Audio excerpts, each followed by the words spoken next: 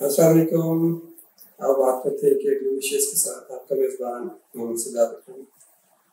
आज के हमारे मेहमान मेरे नाम भी हैं, एक नामवर स्क्रीन राइटर हैं, मशहूर कलाकार, मंजर निगार, प्रोड्यूसर, लिखारी और कम्युनिकेशन डिज़ाइनर हैं। 2002 में नेशनल कॉलेज ऑफ आर्ट से उन्होंने कम्युनिकेशन डिज़ाइन में बैचलर्स किया।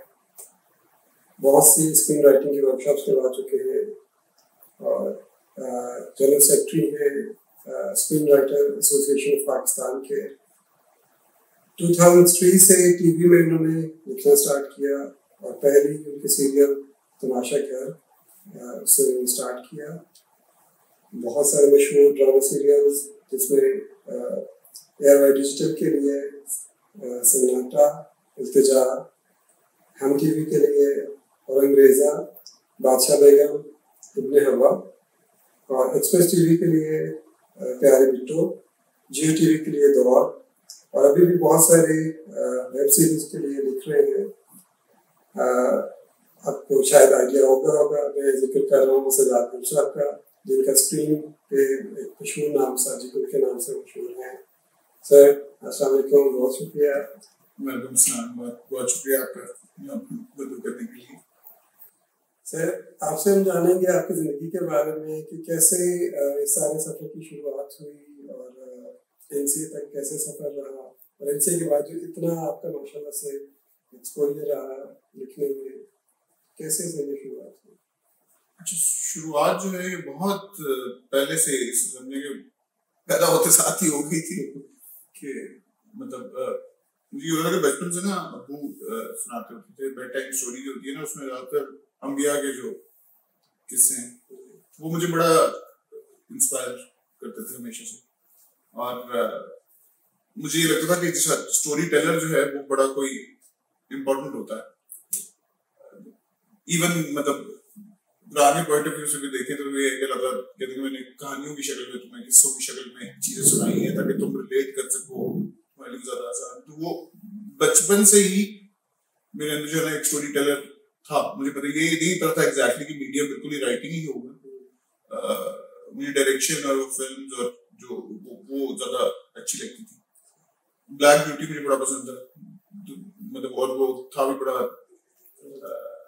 मतलब एनिमल राइट्स पे और ये वो करके सब, तो मुझे बड़ी चीजें इंस्पायर करती थी। फिर हुआ ये है कि जब तक मैं गया हूँ क्लास 4 तक, तब मेरी बहन जो है सबसे बड़ी, वो बेसिकली पहले नेशनल कॉलेज ऑफ आर्ट्स में उनका एडमिशन हुआ और हमारी फैमिली में कहीं दूर दूर तक पता भी नहीं होता कि नेशनल कॉलेज ऑफ आर्ट्स में जगह। वहां से मुझे जो है ना वो होना शुरू हुआ कि ये क्या चीज है। और ये सब मेरा आना जाना भी होता था एज चाइल्ड, भी इंटरेक्शन भी होती थी। सर आर में जो बहुत इंटरेक्शन में स्टूडेंट थे उनकी क्लास वाले थे, तो वो मेरे जहन में 4th क्लास से ही था कि मैंने जाना है तो एनसीए जाना है, क्योंकि इसके अलावा मुझे कोई ऑप्शन मतलब आप समझ लेंगे करते करते कश्तियां जैसा पता चलाता रहता है ना कि बाकी कोई ऑप्शन जहन में है ही नहीं, यही है और यही मतलब अवेल मुझे यही करना है, इसके अलावा मेरे जहन में कुछ था ही नहीं। इंटरमीडिएट में भी जाने से पहले ही मेरा ये था कि मैट्रिक के बाद से मैंने ड्राइंग क्लासेस वगैरह भी लेना शुरू कर दी। बाकी वो जब लास्ट में जब एचसी का एडमिशन होना था तो मैं बड़ा टेंशन में होता था कि ना हुआ तो फिर तो मतलब कोई और ऑप्शन जहन में है ही नहीं और कुछ और था ही नहीं बिल्कुल भी। वो हो गया फर्स्ट अटेम्प्ट में। वो एक भाई भी मतलब 3 लोग हम लोग एनसी से घर में है, वो उसमें ये है कि वो मुझे हुआ नहीं, अच्छा ठीक है सही जगह पहुंच गया हूँ। वहाँ एनसीए में जाके जो है फिर काफी थिएटर बेसिकली बहुत मजे का एक उसका एक कल्चर है। वो भी एक इंडिपेंडेंटली स्टूडेंट ही कर रहे होते हैं, वो टीचर बहुत ज्यादा उसके अंदर उस तरह से बहुत डिक्टेट नहीं आपको कर रहे होते हैं। क्लासेस का भी आर्ट्स का हमारा नॉर्मली यही होता है कि आपको असाइनमेंट दे दी गई, उसके बाद आपको खुद ही रिसर्च करनी होती है, खुद ही करना होता है वो ज्यादा। ये देखो थिएटर वाला तो बिल्कुल इंडिपेंडेंट एक वो था। अभी मैं मैट्रिक में था तो उस वक्त ये जवाब बशीर वगैरह वर्कशॉप कर रहे थे, वो भाई के दोस्त भी थे, तो वो उधर में कोई 15 दिन कोई वर्कशॉप टंकी की हो रही थी, तो सबसे पहले मैंने वो अटेंड की थी।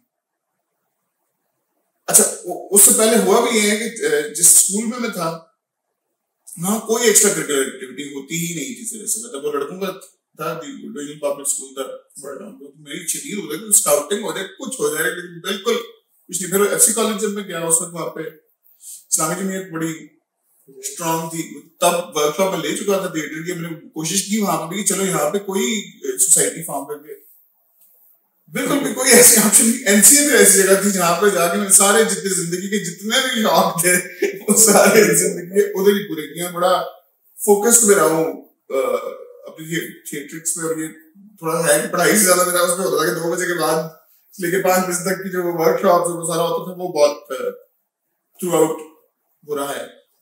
उसमें फिर अच्छा भी ये आ गया, एनसीए से जब पास आउट हुआ हूँ तो उसमें भी एक जो हमारा एनुअल डिनर होता था, वो एनुअल जो फेस्टिवल होता था उसमें हमारा एक, उसमें भी एक्सीलेंट डायरेक्टर अवार्ड एक्सीलेंस का वो मिला था। फिर 7,002 अवार्ड हमारा होता था कॉन्वोकेशन के, तो वो सब चीजें जो है ना एनसीए से एक्नॉलेज भी बहुत हुई है सारी चीजें जितना भी काम करता है।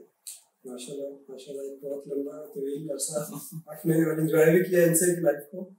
तो सर जैसे शौक तो आपने बताया कि बचपन से था, आपकी फैमिली में बड़ी बहन और भाई भी इससे जुड़े, इसके अलावा स्टोरीज और बचपन से सुन जाना कोई आने के बाद कम्युनिकेशन डिजाइनिंग का आपने जैसे फील्ड चूज की, तो उसमें नो डाउट मीडिया स्टडीज तो उसमें भी थी, कोई क्या फर्क लगा कि जैसे वो एक फाइन आर्ट्स और डिजाइन और जैसे आप स्क्रीन राइटिंग, तो कैसे फिर स्क्रीन राइटिंग की तरफ आ गए?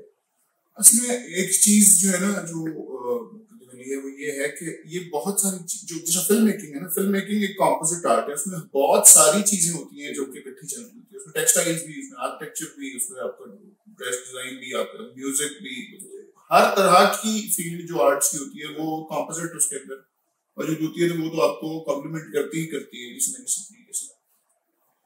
मुझे ये लगता है कम्युनिकेशन डिजाइन पढ़ने की वजह से, एक विजुअल आर्टिस्ट होने की वजह से मुझे बहुत ज्यादा जो बेनिफिट रहा है वो ये रहा है कि एज अ राइटर नॉर्मली जो हमारे यहाँ जर्नी है राइटर्स की वो प्रिंट मीडिया से जाती है टेलीविजन की तरफ, इसलिए आपको अक्सर टीवी ड्रामाज में ये फील आती है कि ये रेडियो की कोई चीज लिखी हुई है। अब तो शायद कम हो रहा है लेकिन स्क्रीन प्ले नॉर्मली आपको नजर टीवी ड्रामाज में, स्पेशली हमारे यहाँ तो टीवी ड्रामा ही ज्यादा वो है एस्टैब्लिश फील्ड है। ज्यादातर जो राइटर्स हैं वो मंजरनामा उस तरह से क्रिएट करना उनके लिए थोड़ा सा मुश्किल होता था। मुझे ये हुआ है कि मैं विजुअल से वर्बल की तरफ गया, कम्युनिकेशन डिजाइन की वजह से ये हुआ है कि मैं ज्यादा विजुअल सोचता हूँ, उसके बाद वो वैसे नॉवेल्स पढ़ते रहना और बाकी चीजें उससे करते करते जो ट्रेनिंग है उर्दू की वो तो है, और मुझे लगता है कि फील्ड में आने के बाद मैंने ज्यादा लैंग्वेज कैसे लिखना है वो उसमें काम आई है। लेकिन मतलब जो विजुअल की जो ट्रेनिंग थी ना, क्योंकि स्क्रीन ऐसी चीज है कि जो बहुत मुख्तलिफ है प्रिंट से, नॉवल से और बाकी जितनी भी फील्ड है या रेडियो से बाकी, क्योंकि आपको विजुअल में कहानी सुनानी आनी चाहिए। तो वो उस मुझे लगता है कि उसने मुझे बहुत ज्यादा हेल्प भी किया, कॉम्प्लीमेंट भी किया मेरे काम को, और वो थोड़ा सा डिफरेंट जो नजर आता था कई जगह पे, तमाशा घर में स्पेशली, उसके बाद सन्नाटा के अंदर भी और अंग्रेजा में भी, वो ये है कि आपको लगता है कि जो राइटर है ये विजुअल कुछ आता है, जबकि हमारा नॉर्मली होता है कि डायरेक्ट सारा विजुअल का डायरेक्टर के पास चला जाता है, वो आप सोचते ही नहीं है कि राइटर जो है वो विजुअल लिखता भी है। लेकिन ये है कि जाहिर आप विजुअल लिखेंगे तो वो आगे से कंसीव होकर मैसेज आ सकेगा। अगर आप खाली डायलॉग लिखते चले जाएंगे तो फिर तो वो एक अजीब सी चीज रहती है। हाँ, मतलब ये है ना कि जैसे अब कम्युनिकेशन डिजाइन हम कर रहे थे तो उसमें था कि कलर्स के बारे में था कि कलर कौन सा किस तरह की चीज को रिप्रेजेंट करता है। अब जैसा वो उसमें हरी भरी एक था तमाशा घर में, उसमें एक 5 औरत की स्टोरी थी, तो उसमें हम लोगों को फर्टिलिटी को ग्रीन कलर से, उसमें कोई चूड़ियां ग्रीन पहनी हुई है, कपड़े ग्रीन पहने हुए हैं, वो या हाँ जिस घर में रह रही है वहां ग्रीन दरवाजे। अब वो ये जो विजुअल्स हैं ये हो सकता है डायरेक्टली तो आपको ऑडियंस ना उसको रीड कर रही हो, लेकिन वो एक सबकॉन्शियसली ना आप वो उन चीजों में अंडरस्टैंड कर रहे होते हो, और जो आर्ट से ताल्लुक जिसका होता है वो फिर और एंजॉय करता है उस चीज को, वो उसको डिकोड कर पा रहा होता है सिंबल्स के अलग। मुझे लगता है कि मुझे तो काफी ज्यादा उस चीज ने कॉम्प्लीमेंट किया। एक चीज जो अभी सवाल के एंड पे आपको कहना चाहूंगा, हमारी जो फील्ड है जैसे जैसे नई टेक्नोलॉजी और नई चीजें इंट्रोड्यूस होती हैं तो एवॉल्व करती जाती है पुरानी आर्ट फॉर्म। जैसे फिल्म जो पहले किसी जमाने में थी वो थिएटर के करीब थी, फिर कोई होता है कैमरा आता है तो कैमरा किसी और तरह से, फिर जब एड के विजुअल आते हैं तो थोड़ा सा उसका इफेक्ट, तो अब जैसे वेब सीरीज आ गई है वेब सीरीज का जो फ्रेम है उसकी वजह से आपके टीवी चैनल की जो ड्रामाज है उनके फ्रेम जो कंटेंट भी इफेक्टिव है, तो दोनों अपने अपने सर्वाइवल के लिए एक दूसरे को मतलब अपने अपने आप को इवॉल्व करते चले जाते हैं। वो ये है कि इसलिए बहुत सारी जो आपने चीजें लर्न की हुई होती हैं वो आपको हेल्प करती है नेक्स्ट मीडियम में जाकर, क्योंकि अब मैं सब जरा वेब सीरीज में ज्यादा काम कर रहा हूँ, तो अब वो टेलीविजन की जो फील्ड है उसने ये हेल्प किया है कि अब मैं अंडरस्टैंड कर सकता हूँ बहुत सारी चीजें जो कि फिल्म से भी मुख्तलिफ हैं और टीवी वो कहीं बीच में है, तो वो बहरहाल हेल्प करती है आपको। बिल्कुल बेनिफिशियल तो रहे ये सारी चीजें, जैसे विजुअल आर्ट्स की, आप विजुअल से राइटिंग की तरफ गए तो आपको विजुअल आर्ट्स में, फाइन आर्ट्स में काफी हेल्प किया, लेकिन जब आप स्क्रीन राइटिंग इटसेल्फ एक पूरी एक फील्ड है, अलग से फील्ड है, हमारे यहाँ उसमें एसएचपी अलग से कोई क्वालिफिकेशन नहीं हो पा रही, तो ऑब्वियसली कुछ ना कुछ मुश्किलात भी फेस की होंगी शुरू में। असली प्रॉब्लम यही रही है कि जो मैं जिस वक्त गया था, हो सकता है एनसी में उस वक्त फिल्म मेकिंग का डिपार्टमेंट होता तो मैं उसको प्रेफर करता था, लेकिन 2006 में कहीं शुरू हुआ जाके 5-6 में, वो तब तक पास आउट भी हो चुका था। तो हम लोगों को अनफॉर्चुनेटली हमारा जो टाइम बीच में रहा है वो ऐसा रहा है कि जिसके अंदर ये डिग्रीज यहाँ पे मौजूद थी नहीं, और ये फील्ड्स उस्तादी शागिर्दी के स्टाइल में चलती थी। मैं थोड़ा सा इस मामले में लकी इस तरीके से रहा हूँ कि मैंने जैसा ट्रेनिंग हुई शुरू में ही सरबत कुशल के साथ फर्स्ट किया, वो टीचर आपको एक अच्छा सिखाते ही आपको मिल जाता है। मैं दूसरे लिख रहा हूँ तो वो अपना ओपिनियन दे रहा है, मैं उससे सीख रहा हूँ, फिर मैं रिकॉर्ड होते हुए चीजें देख रहा हूँ। जो होता है मुझे डायरेक्टर को बनने का उसको ज्यादा उसके बाद फिर पीजीडी भी जब किया तो वो खैर इतना मुझे दौर कोई अच्छा नहीं लगता, मुझे लगता बड़ा मतलब इंटेलेक्चुअली थोड़ा सा कहत का जमाना उसको मैं कहता हूँ, मैं फंस गया था कुछ चीजों के अंदर। लेकिन उसमें ये हुआ कि आम ऑडियंस से रिलेट करना उधर मैंने ज्यादा सीखा, क्योंकि मुझे लगता था कि मेरी बात, जैसे आप आर्ट इंस्टीट्यूट से जब निकलते हो बाहर, तो एक तो वैसे ही सीनियर जूनियर वाला एक वो चलता आ रहा था, तो आपको लग रहा होता कि आप तो पता नहीं क्या बम चीज हो और आपको सारे छूट लग रहे होते हैं। तो जब आप ऐसी मतलब जब जाते हो बाहर और आप ऑडियंस के साथ वो होते हो, तो फिर आपको लगता है ये तो बिल्कुल ही जीरो, बिल्कुल तो क्या मैं बड़ा कोई आर्ट वाली की चीज दूंगा। लेकिन फिर ये होता है कि कम्युनिकेशन टू एंड से होती है। एक ये नहीं हो सकता कि मेरे को बहुत अजीम शानदार प्रेजेंट करता जाऊं, अगला उसको डाइजेस्ट ही ना कर पाए, समझ ना पाए। वहां पे रहते हुए मैंने बच्चों के प्रोग्राम्स भी 2-3 बड़े, ग्रैनी सन्यू साइंस था, किड्स स्पोर्ट था, अवार्ड उसको दोनों को इंटरनेशनल भी मिले थे इसमें। लेकिन वो ऐसा ऐसा मैंने सीखा कि अच्छा आसान भी कैसे करना है, खुद कैसे नीचे आना है, मुश्किल चीजें जैसे शायर भी शुरू में गालिब कर कहते हैं बाकी भी, बहुत मुश्किल शायरी से और चीजों से स्टार्ट करता है बंदा अपनी स्किल्स शो करने के लिए।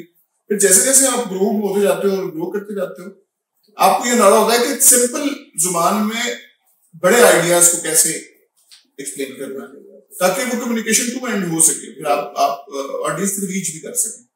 क्योंकि एक दिन बात तो आपने वही पब्लिक को करनी है। हाँ, पब्लिक को। जिस अभी में पोस्ट मॉडर्न जो हमारा थ्योरी है, डिकंस्ट्रक्शन की भी थ्योरी है, साथ जो एक डेथ ऑफ ऑथर एक मूवमेंट रही है लिटरेचर में, उसमें ये होता है कि जो आपने लिखा है वो असल में वो स्टोरी नहीं है, जो किसी ने सुनी है वो असल कहानी है। और उसका फायदा भी होता है कि आप अगर 1 लाख लोगों को कहानी सुन रहे हैं तो उसके 1 लाख डिस्कोर्सेज आपको मिलेंगे। अगर आप सिर्फ और सिर्फ राइटर अगर उसके ऊपर डिक्टेट करना शुरू कर देगा, एज ए डिक्टेटर बैठ जाएगा, तो फिर ये होगा कि वो कहानी बहुत लिमिटेड एक उस पर फंस जाएगी। तो ये राइटर को एज मतलब यही कहता हूँ, डिक्टेटर नहीं होना चाहिए स्टोरी टेलर को, चाहे वो किसी फॉर्म में, राइटर जरूरी नहीं कि वर्ड्स नहीं कर रहा हो, चाहे वो पेंटिंग की फॉर्म में, कहीं भी स्टोरी टेलिंग कर रहा है, तो उसको एक डिक्टेटर नहीं होना चाहिए कि मैंने ये कह दिया बस ये फाइनल वर्ड है। तो ये आपके पास एक ऑप्शन रहनी चाहिए कि जितनी ऑडियंस को वो रीच कर रहा है, हर किसी को अपनी इमोशनल मेमोरीज, अपनी हिस्ट्रीज को भी उसके साथ इंटरप्रेट करने का मौका मिल रहा हो। जिसकी मेरा ख्याल है, जैसे आपने शुरू में बताया कि आपको बचपन से ही स्टोरीज सुनने को मिली। हमारे यहाँ भी कल्चर बहुत कम होता जा रहा है, शायद मुझे लगता है कि जैसे अब बच्चे शायद गैजेट्स में होते हैं, खुद ही उसको एक्सप्लोर कर रहे होते हैं, जो कि एक नया मीडियम है, जो कि पॉजिटिव भी है बहुत हद तक, और लेकिन अनअवॉइडेबल भी है। जी बिल्कुल। मसला असल में सिर्फ उस चीज का जो मुझे मसला लगता है वो सिर्फ ये है कि हम अपना कंटेंट क्रिएट नहीं कर रहे थे। बच्चा इंग्लिश ज्यादा, मतलब मुझे ये लगता है कि मेरे बच्चे स्कूल जाके उन्होंने उर्दू बोलना शुरू की है। पहले वो इंग्लिश, क्योंकि होता ही है कि हम बहुत इंग्लिश ना भी घर में बोल रहे हैं, जब यूट्यूब पे बड़ा ही सारा इंग्लिश कंटेंट हुआ है और अच्छा कंटेंट, क्वालिटी कंटेंट है ही वो, तो फिर आप ये गिला नहीं कर सकते कि जी ये क्यों सीख रहा है। तो प्रॉब्लम ये होती है जब हम कंटेंट, अब मुझे याद है हमारे बचपन तक कैसे कहानियां भी आती थी, कुछ वो झूले वाला जैसा तो उसकी वो चलती थी, सुनो गपशप वाला भी, टोट बटोट भी, कुछ म्यूजिक कुछ क्रिएट हो रहा था। जैसे जैसे हम ज्यादा कॉर्पोरेट उसमें और प्रॉफिट बेस्ड किस्म के हमने क्रिएट उसमें चले गए हैं ना मीडिया में, तो उसका प्रॉब्लम ये हुआ है ना, बच्चों के तो सेगमेंट ही उड़ गए ना पूरे के पूरे। अब बच्चा क्या करेगा, जाहिर बात है उसको जो चीज मिलेगी वो, अब ये तो नहीं कर सकते कि एक तरफ तो आप कहोगे मैंने ये चीज रोक दी, मैंने करनी भी नहीं है, लेकिन अगर कहीं और से आ रही है तो वो भी ना वो सुने, ये नहीं रोक सकता। आप अच्छा कंटेंट दुनिया के जिस भी हिस्से से आएगा वो डायरेक्टली रीच करेगा। जबकि आप देखिए हमारे यहाँ जो बच्चों वाला ग्रुप है उसको समझा जाता है कि नहीं इसका तो कोई प्रॉफिट नहीं इससे बीच में हो सकता। आप देखें कार्टून नेटवर्क टाइप की चीज रखी है, इतना बिजनेस उनका मेरे ख्याल से सबसे ज्यादा देखी जाने वाली, क्योंकि बच्चे लगा के बैठे हैं, बच्चा जब एक दिन टीवी के सामने बैठता है तो आप उसको डिक्टेट नहीं कर सकते। और फैमिली हम खुद बेबी टीवी और पता नहीं क्या क्या देखते रहेंगे ऐसे बच्चे जब तक बड़े नहीं होते। उसके अलावा दुनिया में सबसे ज्यादा देखे जाने वाला चैनल जो सबसे ज्यादा बड़ा यूट्यूब अर्नर है वो भी बच्चा है, वो टॉय रिव्यूज वगैरह जो है रैंक्स जो है, और सबसे ज्यादा देखी जाने वाली जो वीडियो रही है बीच में वो शार्क डू वाली जो है।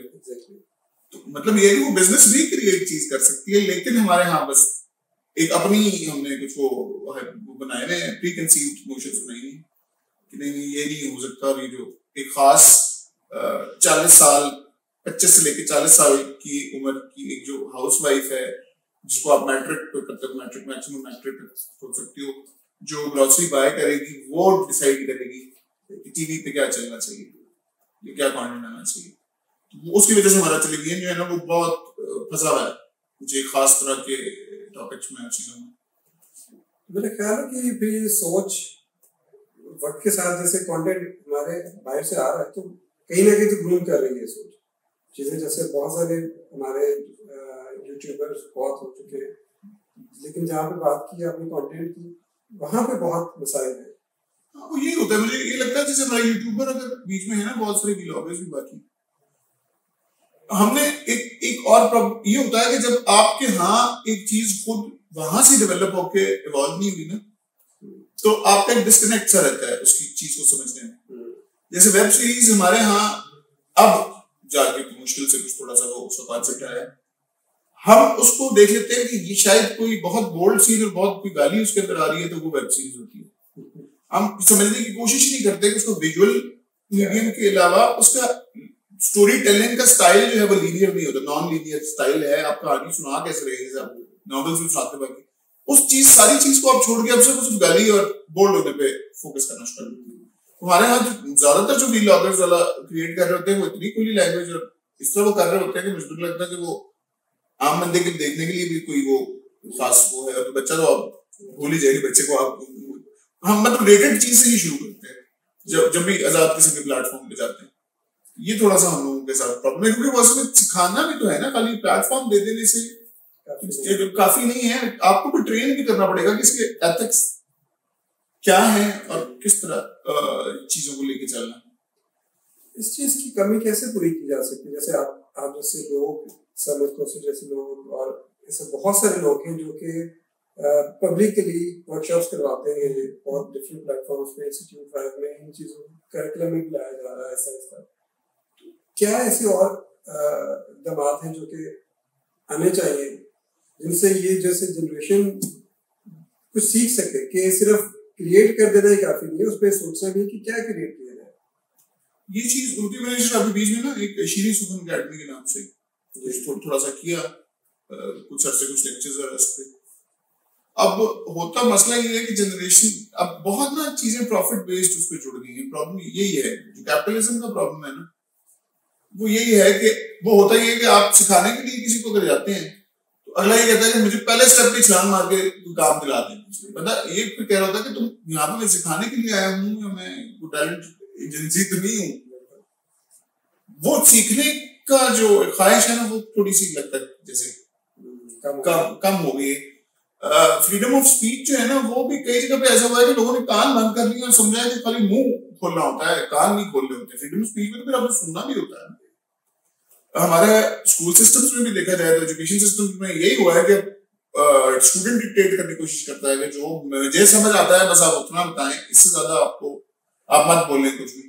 जबकि टीचर क्यों होता है, मतलब टीचर तो होता ही इसलिए है ताकि वो आपको ऐसी जगह और ऐसी स्पेसेस एक्सप्लोर करवाए जो कि आपने नहीं की पहले, आपको उस जर्नी पे लेके जाए जो आपने पहले नहीं जर्नी अटेम्प्ट की। अगर वो वही करना शुरू कर देगा एग्जैक्टली जितना आपको पता है तो फिर वो क्या कर रहा है। तो लेकिन अब ये कैपिटलिज्म और कॉर्पोरेट वर्ल्ड का मिलजुल के ना कोई एक अजीब सा किस्म का कॉम्बिनेशन हमारे यहाँ आया। हमारे यहाँ पेटेंट भी आर्ट का शायद कॉर्पोरेट सेक्टर भी रह गया है, तो वो आप उसी एक सर्कल में फंसे रह जाते हैं। तो क्यों नहीं हमारे जो बड़े मीडिया से, जो टीवी मीडिया से, जैसे कि मैंने अपने बचपन में खुद इशफाक अहमद साहब को सुना हुआ है, जाविया प्रोग्राम और इस तरह के बेतहाशा प्रोग्राम सिटीज हुआ करती थी, अब क्यों नहीं प्रमोट हो रही है?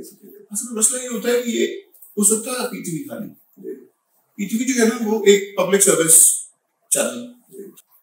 अब प्रॉब्लम ये होता है कि ये जिम्मेदारी जो थी, ये मुझे लगता है कि ये भी वीकी की जिम्मेदारी थी। जैसे यूके है बीबीसी है ना, अब बीबीसी का अपना एक स्टैंडर्ड है जो उन्होंने सेट किया हुआ है, वो उसी के ऊपर रहते हैं, चाहे आप दूसरे जहां मर्जी चले जाएं। आप जब भी आपने स्टैंडर्ड लेना होता है, क्योंकि इस आर्ट्स की फील्ड में स्टैंडर्ड सेट करना सबसे ज्यादा मुश्किल काम है कि स्टैंडर्ड क्या है किसी अच्छा होने का, किसी चीज का, किसी बुरे होने का। वहां पे जब आपका नेशनल टीवी जब फेल हो जाता है तो वो खुद ब खुद ही हर किसी को एक खुली आजादी मिल जाती है। फिर उसके बाद तो ये कुछ हमारे यहाँ हुआ भी है कि अब जाके इस फील्ड को सीरियसली ले रहे हैं हम। मीडिया को तो हमने कभी सीरियसली लिया ही नहीं। अब अगर हम इस चीज पे मतलब अगर बयान करते हैं कि जी ये क्या हो गया, ये हमारी लोग ऐसी चीजें देख रहे हैं तो उधर की चीजें देख रहे हैं, बाहर की कंटेंट देख रहे हैं, हमने खुद काम भी तो नहीं किया इसके ऊपर। जब करते हैं, जब अच्छा कोई कंटेंट क्रिएट होता है तो खुद वो खुद ही आपकी ऑडियंस को देखती भी है। जो पाकिस्तानी ड्रामा का स्टैंडर्ड जो है वो इंडियन ड्रामा से बहुत बेहतर है, बहुत खराबियां हो जाने के बावजूद आज भी बहुत हाँ स्ट्रक्चर, तो वो खुद को खुद वो इंडियन ऑडियंस भी फिर खुद ही अट्रैक्ट होकर उधर आती है। आपका कोई स्टैंडर्ड अपना होगा और अपने यहाँ बनी हुई चीज जो कि सिर्फ आपके पास अवेलेबल होगी। जैसे ईरानी फिल्म सिर्फ ईरान से मिलेगी आपको, ना वो पाकिस्तान क्रिएट कर सकता है, ना इंडिया क्रिएट कर सकता है, ना वो हॉलीवुड क्रिएट कर सकता है। ईरान की मूवी आपको ईरान से ही मिलेगी। तो आप अपना जॉनरा, अपना स्टाइल जब क्रिएट करेंगे तो खुद ब खुद ही पूरी दुनिया में वही देखने के लिए आएगी और आप उसके अंदर भी स्ट्रांग भी ज्यादा होंगे। बात हो रही थी कि अपने कल्चर को प्रमोट किया जाना चाहिए। अपने कल्चर की बात हो रही है तो हम क्यों ना अपने कल्चर को, क्योंकि हमारा भी कल्चर है कि चाय की सूरत में लेते हैं तो चाय का थोड़ा सा अच्छा लेते हैं और आप भी अपनी चाय गर्म कीजिए और हमारे साथ फिर वापस से गाने यही करें।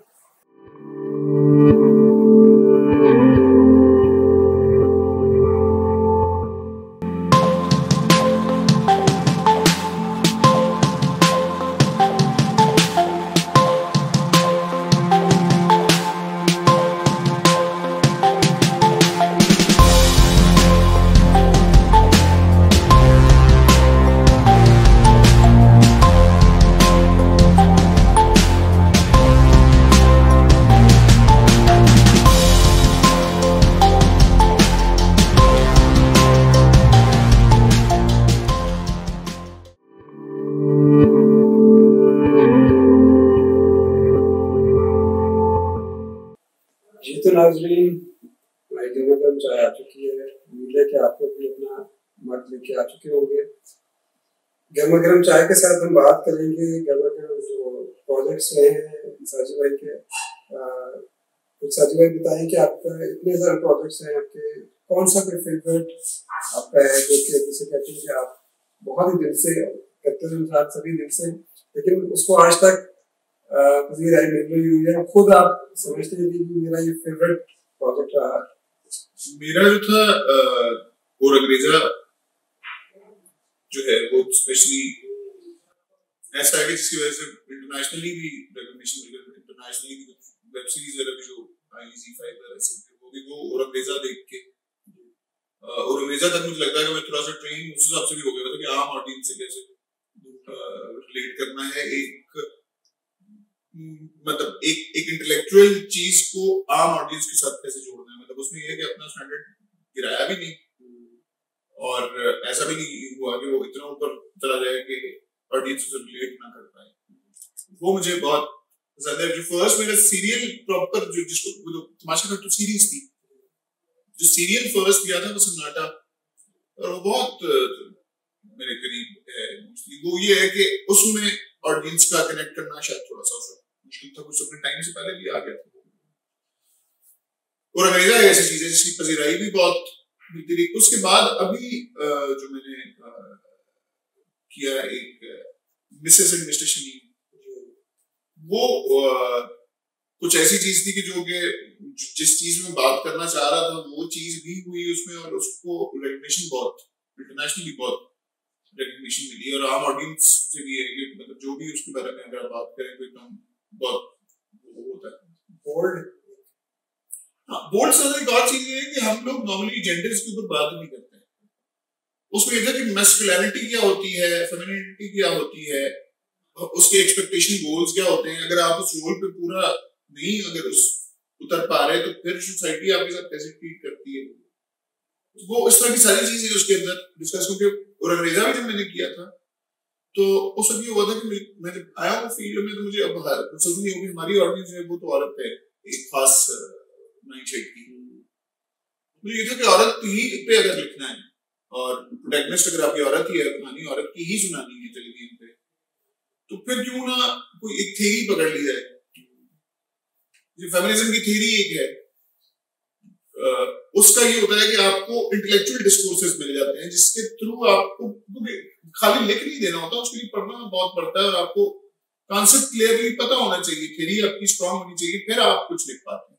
जैसे इल्तिजा एक मैंने प्ले लिखा था, वो था कि डिसेबिलिटी के ऊपर था कि अगर एक घर में डिसेबल्ड बच्चा पैदा होता है, स्पेशली बच्चा पैदा हो जाए तो फैमिली पे क्या इम्पैक्ट होता है। तो उस पर बहुत रिसर्च करनी पड़ी थी। खाली ये नहीं था कि मैंने कह दिया हाँ जी बच्चा हो गया अभी, वो एक एक स्टेप की क्या पहला जब आपको पता चलता है क्या होता है, फिर उसके बाद आप उसको उसके साथ एडजस्ट कैसे करते हो चीजों में, फिर आपकी सोशल लाइफ जब चेंज होना शुरू होती है फिर क्या होता है, फिर सोशली जब आप हैंडीकैप होना शुरू होते हो उसके साथ, स्पेशली जो मदर्स हैं, वो पूरा एक थ्योरेटिकली आप जब तक स्ट्रांग नहीं होंगे आप वो लिख ही नहीं सकते, आप इमोशंस भी नहीं लिख पाते कि ये क्या है।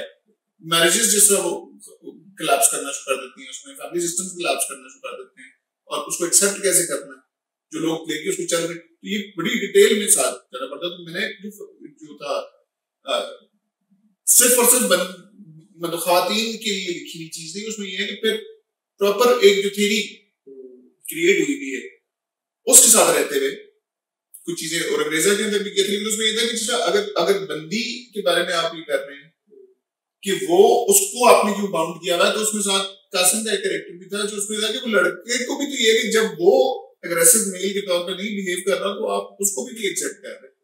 एक सेंसिटिव मर्द का सरवाइव करना ज्यादा मुश्किल है सोसाइटी में एक सेंसिटिव औरत के मुकाबले में, क्योंकि आप उस स्टैंडर्ड पे वो पूरा नहीं उतर रहा होता।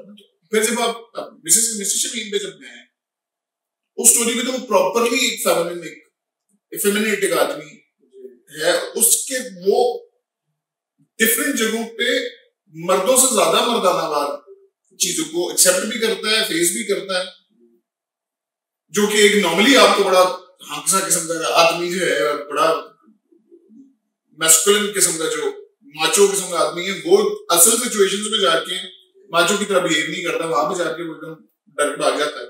लेकिन वो खाली इमेज के ऊपर हम ऐसे में तो उस चीज की बात कर रहा था तो लोगों को बहुत वो कनेक्ट किया, वो लोग अच्छा भी इसलिए बेशक उसमें नुमान आजाद साहब ने हाँ वो बहुत बखूबी उसको निभाया, बहुत मजेदार सीरीज है और जरूर से वाकिफ होंगे, नहीं भी है तो जरूर देखिएगा। तो साजिद भाई इतनी डिफरेंट जब आप सोच लेके आते हैं तो आर्टिस्ट जो परफॉर्मिंग आर्टिस्ट होते हैं, डायरेक्टर्स होते हैं, उन तक कैसे इस चीज को पहुंचा पाते हैं, या क्या हमारा मीडिया और ये जो लोग हैं अब वेलकम कर रहे हैं इस सब चीजों को, क्योंकि अब तो बेसिकली तो मास बहुत बढ़ चुके हैं ना, हमारी जो ऑडियंस है अब वो हर बच्चा अगर टीवी नहीं भी देख रहा तो वो फोन पर देख रहा है, तो अब अप्रोच हर बंदे की उस तक हो चुकी है।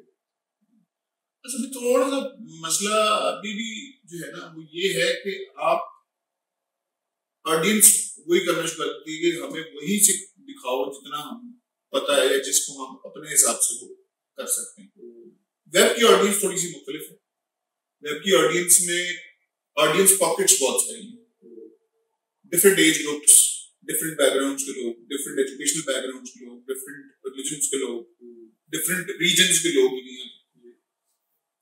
टेलीविजन के कंटेंट के बारे में ये कहूंगा वो सिंगल पॉकेट है, वहां पे बहुत सारी चीजें अप्रूव करवाना एक तो जिंदगी का अजाब है, उसके बाद जब बन के चलती हैं तो बहुत सारी ऑडियंस उस तरह से रिएक्ट नहीं करती, मतलब उसको इतना अप्रिशिएट बड़ा कम होता है कि अप्रिशिएट किसी अच्छे कंटेंट कर सके। तो अच्छा, अब इतनी सेगमेंटेड ऑडियंस हो चुकी है कि अच्छा डिसाइड करना भी एक मुसीबत है कि आप अगर प्रोग्रेसिव कंटेंट क्रिएट कर रहे हो तो आपका जो रेडिकल वाला तबका बीच में साइड का वो चढ़ जाएगा।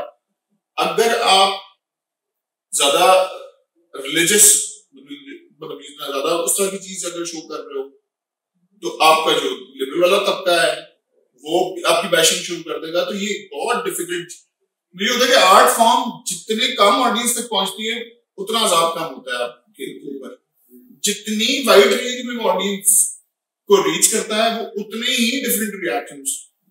अब जैसे अभी जो रिसेंटली अब मेरा जो चल रहा है अभी चलना शुरू है सेवक के नाम से सीरीज है। अच्छा, अब उसके अंदर ये है कि अब पाकिस्तान वाली साइड जो है उसके अंदर से बिल्कुल और किस्म के रिएक्शन आ रहे हैं। इंडिया वाली साइड पे अगर आप जाएंगे वहां की जो ऑडियंस है क्योंकि मिसेस मीन की वजह से इंडियन ऑडियंस भी बन चुकी है, उधर से रिएक्शन बिल्कुल उल्टा है। ऐसा लग रहा है पता नहीं क्या कितना बुरा क्या कर दिया आप। और यहाँ की ऑडियंस है बहुत तरीके से उसको देख रही है, जबकि वो इंडिया की अपनी इनर वॉइसेस और उन्हीं की डॉक्यूमेंट्रीज और उन्हीं की चीजों से बल्कि उन्हीं के अपने हक में बोली हुई जो चीजें हैं उन्हीं के अंदर से जो आपको फीलिंग आती है वो एग्जैक्टली वही वाली चीज करके मैंने उसके अंदर यूज की है। हिंदुत्वता जो है वो कैसे करते करते आहिस्ता आहिस्ता इतनी रेडिकलाइज्ड फॉर्म में लेके जा रही है इंडिया को कि वो जो सेक्युलर उसकी का जो एक नेचर जो थी वो खत्म हो रही है, वो कोलैप्स कर रही है। तो लेकिन उसमें होता है कि उसको रिएक्शन बहुत अजीब भी आ जाते हैं। तो ये अब जरा डिसाइड करना मुश्किल हो गया कि कौन सा कंटेंट जो है वो कौन सी वाली ऑडियंस है वो कितना कोई देखेगी। मुझे ये लगता है कि ऑडियंस जो है ना उसका बहुत ज्यादा कंट्रोल हो चुका हुआ है कंटेंट के ऊपर। रेटिंग जो आती है आप चाहे उसको कहें नकली है असली है जो भी है, लेकिन वो रेटिंग आती है। रेटिंग तय करती है कि कौन सा कंटेंट चलेगा कौन सा नहीं चलेगा। तो ये आप उतने अगर आपको लग रहा है कि टीवी में बुरा कंटेंट चल रहा है तो आप उतने ही जिम्मेदार हैं, क्योंकि वो आप देख रहे हैं जो चीज हम कंज्यूम कर रहे हैं वही चीज प्रोड्यूस हुई चली जा रही है। आप अच्छी चीज अगर कोई करते हो इंटेलेक्चुअल लेवल की कोई चीज करते हो उसकी रेटिंग्स वाकई ही नहीं आती। और ये हमने भुगता है बहुत, मतलब ऐसा होता है बहुत जगह भी किया गया और ठीक था कुछ एपिसोड किया था ठीक बहुत। फिर वो एक इंडियन एक नागन नाम का एक था जिसमें बिच्छू और नागन मेले थे बीच में, उनकी रेटिंग पता नहीं कहाँ जा रही होती थी और इसकी रेटिंग पे जा रही। तो अब आप खुद उसमें से डिसाइड करके देखेंगे कौन सा वाला अच्छा कंटेंट था कौन सा बुरा कंटेंट था। तो रेटिंग जब आप देंगे जाहिर बात है जो प्रोड्यूसर है या जो चैनल है वो बिजनेस भी कर रहा है, उसको अगर लगेगा ये बिजनेस नहीं दे रहा तो वो करते करते निकालते चले जाएंगे। फिर आपको या तो आपका राइटर मजबूरन वही लिखना शुरू कर देगा जो कि कंज्यूम हो रहा है, या फिर ये होगा कि जॉबलेस होकर बढ़ जाएगा साइड पे। फिर आपको एक तड़पती हुई उसकी एक मुफलिसी की हालत में पड़ा हुआ नजर आएगा, फिर आप उसको रैंक खाएंगे तो उसको रैंक करने का उसको कोई फायदा नहीं होगा उस चीज का। तो सर जी भाई देखिए इस सारे सिनेरियो में जो हमारी फिल्म इंडस्ट्री है या जो हमारी स्क्रीन बेसिकली जो है, स्क्रीन राइटिंग एक स्क्रीन जब स्क्रीन है, बड़ी स्क्रीन भी है, टीवी स्क्रीन भी है। हम कैसे सब स्क्रीन्स को, क्योंकि अब इतना मवाद हो चुका है स्क्रीन्स पे, वो जैसे भी हम बात करते हैं कि अच्छे और बुरे और अब तो सब कुछ दिख रहा है स्क्रीन पे, तो हम कैसे तफरीक करें कि हमें क्या दिखाना है, कल्चर्स को कैसे अपने प्रमोट करना है, कैसे तो असल चीज तो कंटेंट बनाना पड़ेगा। असल में सबसे बड़ा प्रॉब्लम ये है कि कल्चर को प्रमोट आप तब करेंगे कि कल्चर को आप एक्सेप्ट तो करें। सबसे पहले मसला ये है कि आप अगर हम पाकिस्तानी कल्चर के बारे में बात करने की कोशिश करते हैं तो पहले हम खुद तो एक्सेप्ट करेंगे साउथ एशियन कल्चर जो है ये इसका पार्ट है। जब आप अपने आप को मानते हैं अरब या तुर्क या कोई और है तो आप साउथ एशियन कल्चर को कैसे प्रमोट करेंगे? तो कहते हैं ना कि कैरेक्टर्स अजीब से आते हैं टेलीविजन पे, तो मैं कहता हूँ जब किरदार साजी जब सोसाइटी में ही खत्म हो चुकी होगी तो वो स्क्रीन के ऊपर कैसे आएगी? हमारा बहुत बड़ा प्रॉब्लम ये रहा है कि हमने आर्टिस्ट को जितनी इंपॉर्टेंस मिलनी चाहिए थी उतनी इंपॉर्टेंस नहीं दी। उसकी वजह से ये हुआ कि जो एक कल्चरल या नेशनल आइडेंटिटी क्रिएट करने का जो एक काम था वो हो ही नहीं सका। अब आप खुद बताएं कि आप कल्चर के तौर पे जो बता रहे पाकिस्तान के बारे में अगर आप कोई जिक्र करने की कोशिश करेंगे तो आप किसी न किसी बिल्डिंग का जिक्र करेंगे, किसी पोइट का जिक्र करेंगे, कहीं ना कहीं किसी मॉन्यूमेंट का जिक्र करेंगे तो वो आर्टिस्ट ही कर रहा होगा। जब आप उनको अप्रिशिएट नहीं करेंगे, नहीं क्रिएट करने देंगे चीजें, आपकी नेशनल आइडेंटिटी वही है ना कि प्रमोशन तो तब होगी जब आप उसको एक्सेप्ट करके बनने तो दें। जब आप बनने ही नहीं दे रहे और हर चीज को कि ये भी हमारा नहीं है, ये भी हमारा नहीं, हर चीज को दायरा इस्लाम से और दायरा पाकिस्तानियत से खारिज करते चले जाएंगे तो इन दी एंड आपके पास बचेगा क्या बचेगा? एक हम लोग मेरी बेगम का एक थीसिस था, थोड़ा सा साथ साथ बैठ के उसने तो नेशनल उस पे था कि पैट्रियटिज्म का और टेलीविजन पे किस तरीके से हो ज्यादा तो एक दास्तान एक ड्रामा था वो हम देख रहे उसके ऊपर वो कर रहे थे। उसमें एक चीज थोड़ी सी सीखनी है शुरू की बीच में कि होता ये है कि आपकी पैट्रियटिज्म जो है वो पता नहीं ह्यूमैनिटी से बाकी चीजों से शायद इनवर्सली प्रोपोर्शनेट होता है। कुछ चीजें हमारे कुछ ऐसा हो गया कि हम जितना ज्यादा पैट्रियोटिक और वो उस वाली चीज के अंदर जाने की करते हमें लगता है कि हम बाकी जितनी भी आर्ट फॉर्म्स और पूरी दुनिया की चीजें हैं उनको बिल्कुल रिजेक्ट करते चले जाएं, जबकि ऐसा होना नहीं। नॉलेज की सोर्स जो है वो तो कुछ भी मतलब आप हदीस में भी देखेंगे मतलब इल्म हासिल करो चाहे तुम्हें चीन जाना पड़े तो चीन में उस वक्त कौन सा कोई इस्लामिक स्कॉलर बैठे थे जिसका नॉलेज को आप कैसे इंटरप्रेट करते हो? जैसा बहुत मजे की बात है कि गॉथिक पीरियड में जब सलीबी जंगें चल रही थी मुसलमानों की और ईसाइयों की, दुश्मन थे बकायदा मुसलमान के, तो उस वक्त वो अपना ग्रीक नॉलेज की बजाय मुसलमानों की किताबें पढ़ रहे थे। उसकी वजह क्या थी? उसकी वजह ये थी कि जो ग्रीक जितना भी नॉलेज था क्योंकि वो मतलब इस्लामिक या मतलब उनके यहाँ गॉड का वो वाला कॉन्सेप्ट नहीं था, तो वो उनके यहाँ जो साइंस थी उसकी इंटरप्रिटेशन भी किसी और शक्ल में थी। जबकि मुसलमान साइंटिस्ट जब उस पर काम कर रहे थे तो उनकी इंटरप्रिटेशन भी साइंस की रिलीजन से रिलेटेड हो रही थी, तो वो ज्यादा एक्सेप्टेबल थी क्रिश्चियंस के लिए। अब मसला ये है कि जब आप साइंसेस और चीजों में काम कर ही नहीं रहे तो आपकी इंटरप्रिटेशन भी उसके अंदर नहीं आ रही। तो आप किसी भी फील्ड को, ना साइंस को ना आर्ट्स को, किसी को आप अपने मतलब गैर इस्लामी या गैर उसमें नहीं लेके जा सकते कि ये रिलीजन के अगेंस्ट है, क्योंकि मसला ये है कि आप उसको इंटरप्रेट नहीं कर रहे। अगर आप उसके अंदर काम कर रहे होंगे साइंस में, जो नई डिस्कवरीज होंगी, आप जब एक मुसलमान साइंटिस्ट उसके बारे में बात कर रहा होगा तो वो और तरीके से चीजों को पर्सपेक्टिव देके करेगा। तो हमारे साथ प्रॉब्लम यही होता है कि हम ने जब नॉलेज एक्सेप्ट करना होता है ना तो हम उसका छिलके के चक्कर में उसको छोड़ देते हैं। वे देखते ही नहीं है कि उसके अंदर से असल चीज बीच में से क्या आ रही है, वो कहीं से भी आ रही है।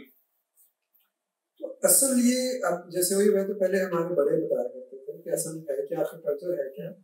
अब हम जो नई जनरेशन आ रही है उनके लिए हम बड़े हैं, हम नजर तो हमें ये बताने के लिए हमें इस पर बात करनी पड़ेगी और बात होना भी बहुत जरूरी है, जो कि अब उसका सही है।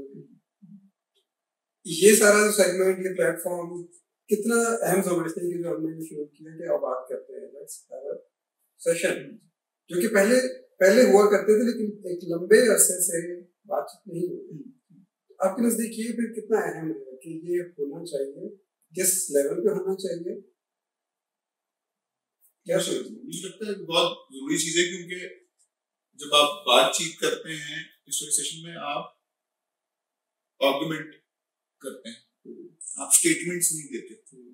स्टेटमेंट जो होती है ना वो सिंगल डायमेंशनल होती है, वो फिर ऊपर से पड़ती है। जैसे मैं वही बात कर रहा था अभी,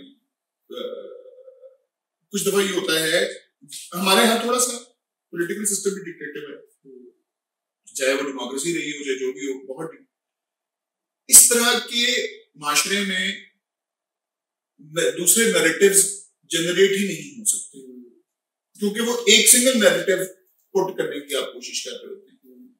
आप रीजनल कल्चर्स के नैरेटिव्स नहीं बर्दाश्त कर सकते होते।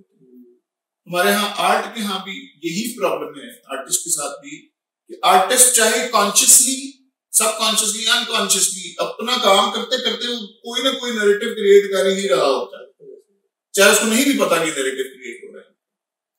लेकिन जब डिक्टेटिव किस्म की का एक सिस्टम होता है, जब बहुत ऑपरेसिव किस्म का जो आपका सिस्टम होता है, जो सिंगल नैरेटिव पर कुछ कर रहा होता है, खुद ब खुद वो आर्टिस्ट टकरा देता है, और ऐसे माशरे में बात हो नहीं सकती। तो ये जरूरी है कि आहिस्ता आहिस्ता बहुत कहते हैं एग्रेसिवली बेशक ना हो, लेकिन Aahista Aahista slowly political change से ज्यादा मुझे लगता है हमारे यहाँ सोशल रिफॉर्म और कल्चरल रिफॉर्म्स की जरूरत है, जो खुद ब खुद करते करते करते करते आपके पॉलिटिकल जिस चीज से आप इतना ज्यादा मायूस नजर आ रहे होते हैं, वो भी चीज तभी बदलेगी जब आप कल्चरली सोशली रिफॉर्म होंगे, और वो उसमें आपके आर्टिस्ट का बहुत बड़ा किरदार रहेगा, आपके स्टोरी टेलर्स का। कल कौन बता पाएगा कि जी आज क्या हुआ था? एक स्टोरी राइटर है, एक आर्टिस्ट है जो कि किसी वक्त को, किसी लम्हे को डॉक्यूमेंट कर रहा है। हाँ बिल्कुल सही बात। Artist no doubt, specially being artist, हम दोनों आर्टिस्ट ने ही अगर उसको लाइफ नहीं देती तो आम दुनिया में नहीं देती।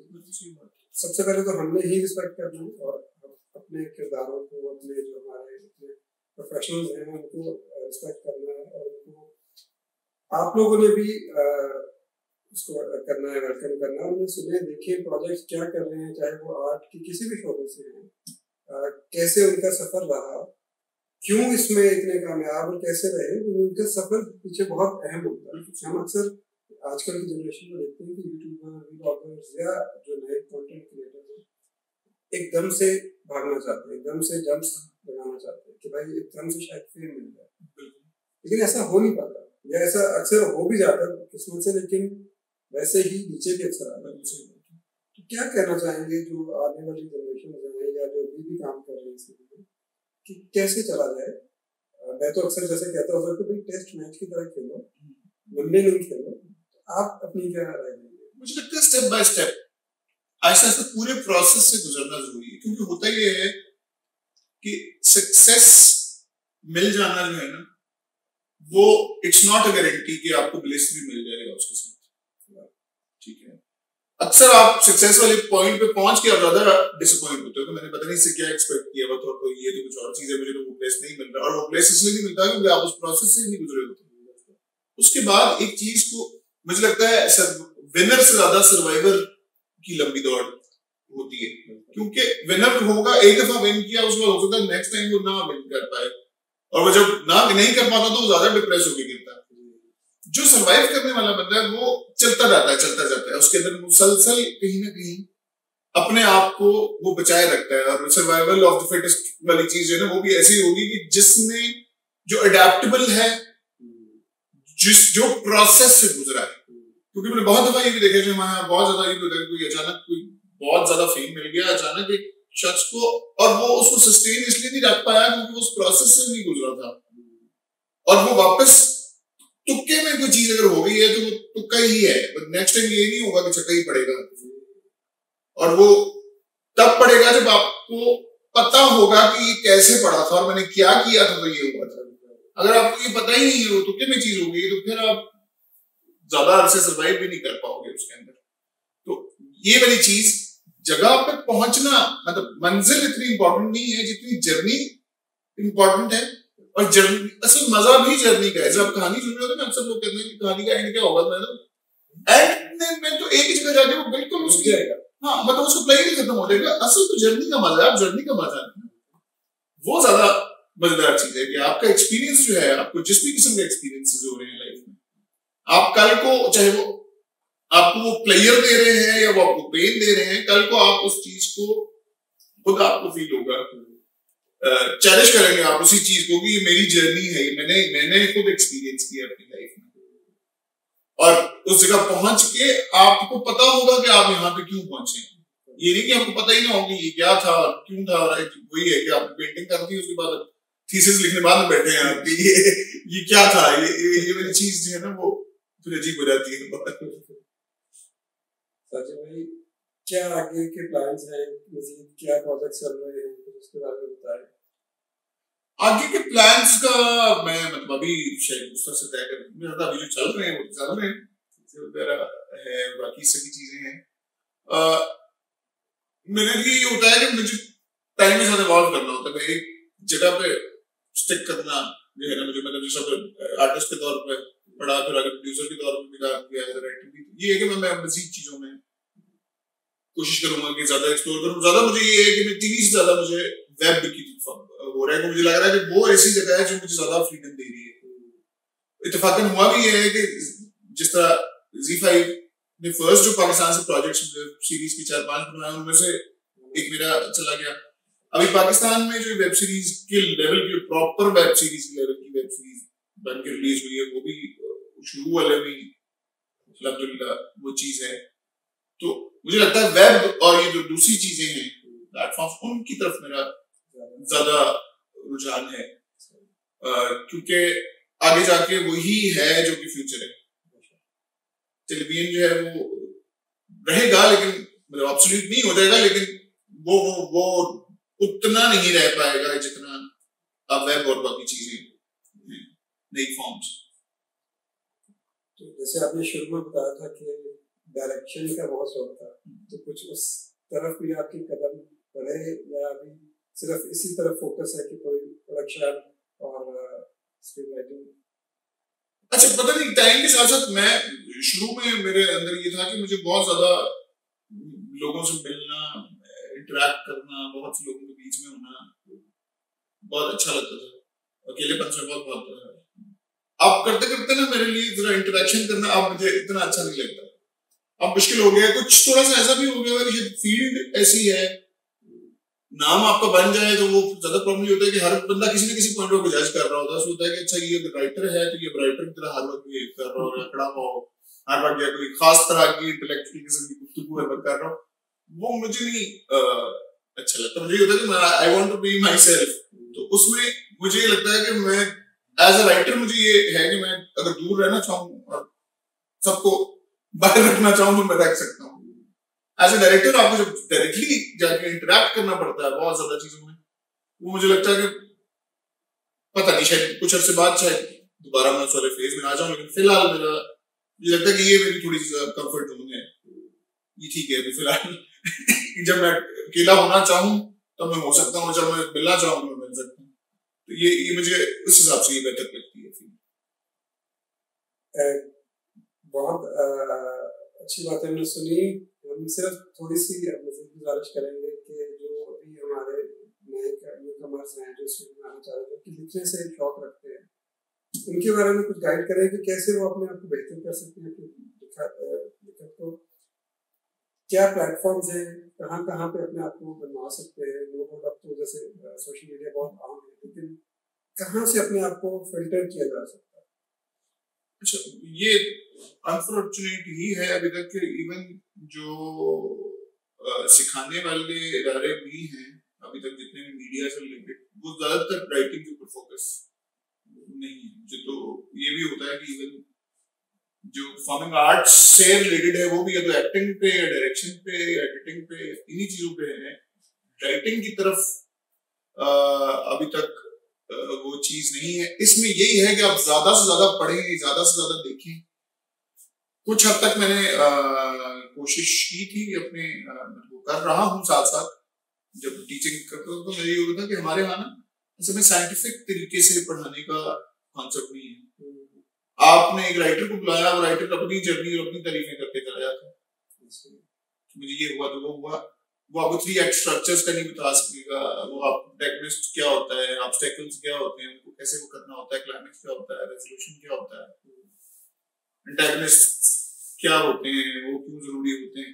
ये कुछ चीजें हैं जो कि अब इंटरनेट पे आपको मिल जाती है। मेरे ख्याल से आप जो भी काम करने लगो थ्योरेटिकली अपने आप को बहुत ज्यादा स्ट्रॉन्ग करो। और राइटिंग के लिए सबसे ज्यादा जरूरी चीज ये है कि लिखने से पहले पढ़ना।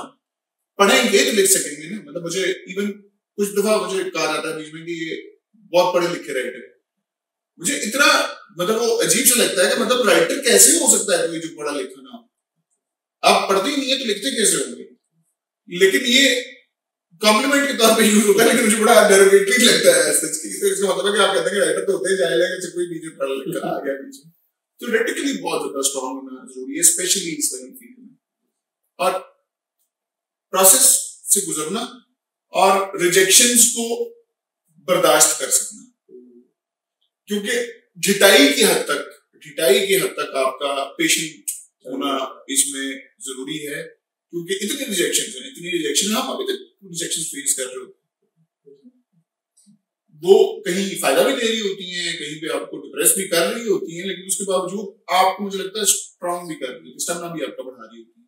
तो वो चीज थोड़ी सी जरूरी है कि पेशेंस बहुत ज्यादा जरूरी चीज है।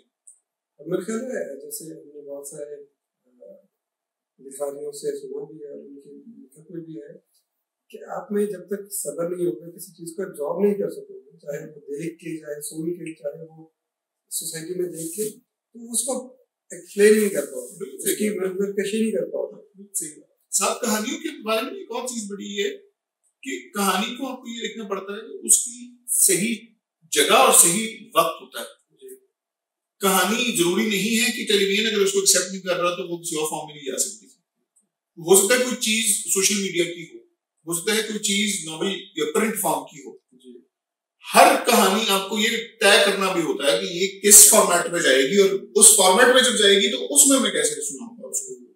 क्योंकि एक ही कहानी को जब आप डिफरेंट फॉर्मेट्स में जाते हैं तो वो बिल्कुल डिफरेंट तरीके से सुनाई जाती है, वो एक तरीके से नहीं होती। एक कहानी एक तरीका नहीं होता सुनाने में।